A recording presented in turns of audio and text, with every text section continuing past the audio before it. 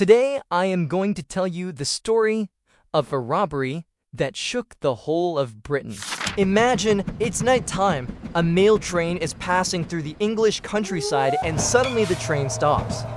Then in moments, masked robbers board it and disappear with millions of dollars. This is the story of the famous Great Train Robbery of 1963. First, let's talk about how it all happened. On August 8, 1963, a Royal Mail train was traveling from Glasgow to London. Normally, the train carried letters and parcels, but that night Fate had something else in mind.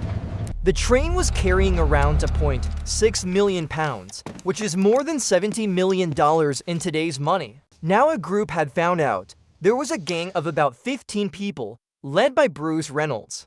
They had been preparing for months, even enlisting a retired train driver to ensure that the operation would not encounter any technical problems. What was the plan now? The robbers decided to stop the train at a place where no one was around.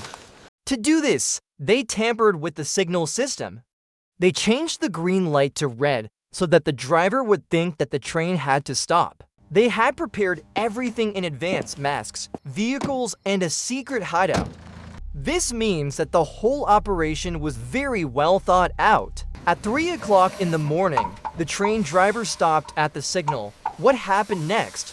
The robbers jumped in, knocked the driver unconscious, and separated two of the train's compartments.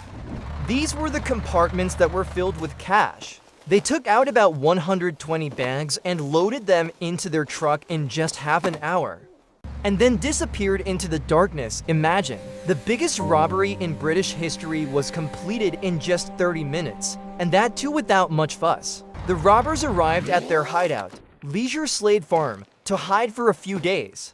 But the problem was that they didn't clean the place. Their fingerprints were left there, and that turned out to be their biggest mistake. The police immediately launched a nationwide search. Most of the robbers were caught, and some were sentenced to up to 30 years in prison.